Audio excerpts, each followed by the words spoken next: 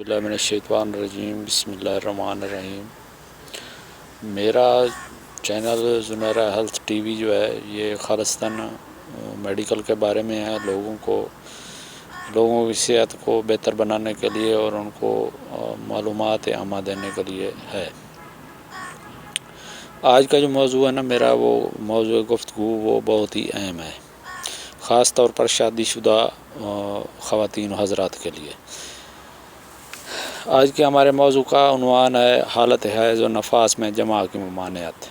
خالق کائنات نے مرد اور عورت کے اندر ایک دوسرے کی صحبت سے سکون حاصل کرنے اور لطف اندوز ہونے کی خواہش رکھی ہے۔ اس کو پورا کرنے کے لیے شریعت اسلامی نے نکاح کا طریقہ رائج کیا ہے، اور اسی نکاح کے لیے حضور صلی اللہ علیہ وسلم حضور صلی اللہ علیہ وسلم کی نہایت ہی اہم سنت ہے۔ اس کے ذریعے انسان زنا جیسے مذموم گناہ سے بچتا ہے۔ یہی وجہ ہے کہ نکاح کو نصف الایمان کہا گیا ہے۔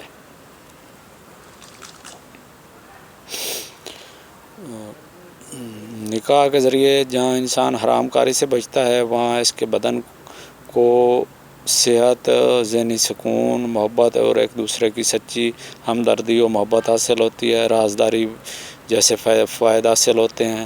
نکاح اور اس کے بعد مرد اور عورت تنہائی میں یکجا ہوتے ہیں تو مرد کے اندر بالعموم مباشرت کا جذبہ بڑی شدت کے ساتھ ابھرتا ہے، اور اس وقت بعض مرد بڑی بے صبری کے ساتھ عورت پر ٹوٹ پڑتے ہیں۔ بسا اوقات بیوی بحالت حیض ہوتی ہے تو اس درندگی سے اس کو بہت تکلیف ہوتی ہے، وہ منع بھی کرتی ہے، مگر احکام الہی کی ناواقفیت اور اس کے نقصانات کا علم نہ ہونے کے باعث عورت کا انکار کا لحاظ نہ کرتے ہوئے بعض مرد صحبت کر لیتے ہیں، جبکہ قرآن عظیم میں صاف الفاظ میں حیض کی حالت میں صحبت کرنے سے روکا ہے اور حرام قرار دیا ہے۔ قرآن کریم کی آیت کا ترجمہ ہے کہ حالت حیض میں عورت سے الگ تھلگ رہو۔ قرآن حکیم کے اس حکم کے بارے میں جدید علم طب نے اس بات کا انکشاف کیا ہے کہ حیض سے خارج شدہ خون میں ایک قسم کا زہریلا مادہ ہوتا ہے جو اگر جسم کے اندر رہ جائے تو صحت کے لیے مضر ہوتا ہے۔ اس طرح حالت حیض میں جماع سے اجتناب کرنے کے راز سے پردہ ہٹا دیا گیا ہے۔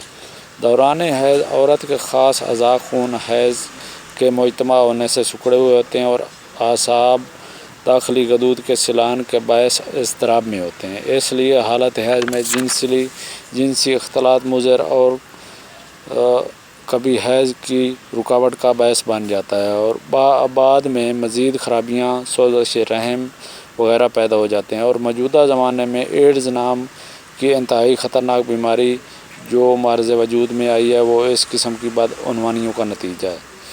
قربان جائیے شریعت محمدی کے، جس نے ہم کو احکام الہی کے ذریعے ایسی مذموم حرکت سے روکا ہے۔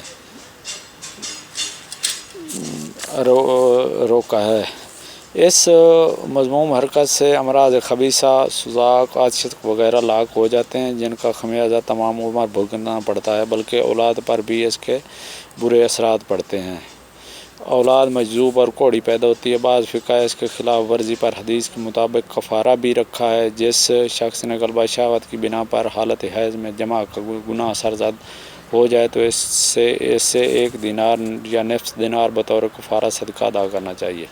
حضرت امام ابو حنیفہ و مالک اور امام شافعی رحمۃ اللہ علیہ کے نزدیک کفارہ ادا کرنا واجب نہیں، البتہ استغفار واجب ہے، اور امام احمد رحمۃ اللہ علیہ کا قول ہے کہ کفارہ ادا کرے، اگر 1 دینار ادا نہ کر سکے تو نصف دینار ادا کرے۔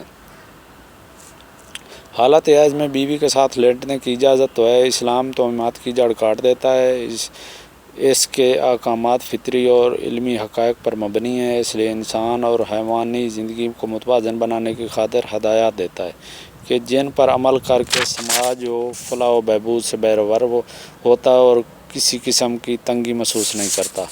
بعض مذاہب میں عورت کو حالت حیض میں اس درجہ ناپاک سمجھا جاتا ہے کہ اس کے ہاتھ کا کھانا پینا اور ساتھ لیٹنا بھی ممنوع سمجھا جاتا ہے، مگر شریعت محمدی میں سوائے مباشرت عورت کے تمام بدن سے فائدہ حاصل کرنا جائز ہے۔ ساتھ لیٹنے اور بوس و کنار کی پوری آزادی ہے، مگر عورت کے زیر ناف حصہ کو یعنی ناف سے لے کر گھٹنوں تک برہنہ نہ کرے، سوائے صحبت کے پاجامے کے اندر جس جگہ سے چاہے لذت حاصل کرے۔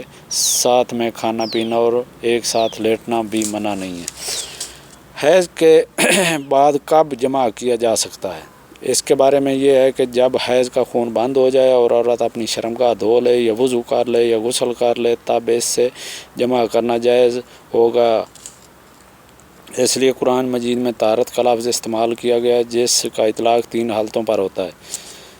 اس مسئلہ پر ائمہ کا اختلاف ہے۔ امام مالک، امام شافعی، امام احمد رحمۃ اللہ علیہ کے نزدیک جب تک غسل نہ کر لے یا کسی عذر کی وجہ سے بجائے غسل کے تیمم نہ کر لے اس سے جماع جائز نہیں۔ امام ابو حنیفہ کے مسلک میں مدت حیض کم از کم 3 دن اور زیادہ 10 دن ہے۔